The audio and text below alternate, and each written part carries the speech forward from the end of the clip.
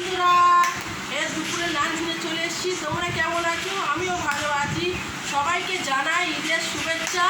আমার সকল দাদা ভাই, দিদি ভাই, বন্ধুদের জানাই ঈদের শুভেচ্ছা। আর ঈদের জন্য আমি আজকে কী কী রান্না করেছি তোমরা দেখে নাও। ভাত, এটা তো সবাই জানে ভাত। এটা কাটা রুই মাছ ডাঁটা দিয়ে ঝোল। এটা কালকে মাংস রান্না আছে। এটা আলুর তরকারি ঝাল করে।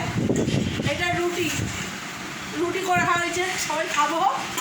আর দেখো ঈদের স্পেশাল সবচেয়ে কী বানিয়েছে জানো? সিমাই।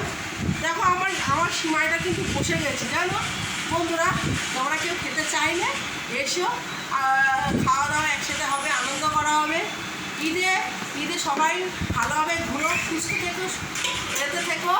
আর আমাকে লাইক, কমেন্ট, সাবস্ক্রাইব করো বন্ধুরা, প্লিজ আমাকে এগিয়ে নিয়ে চলো।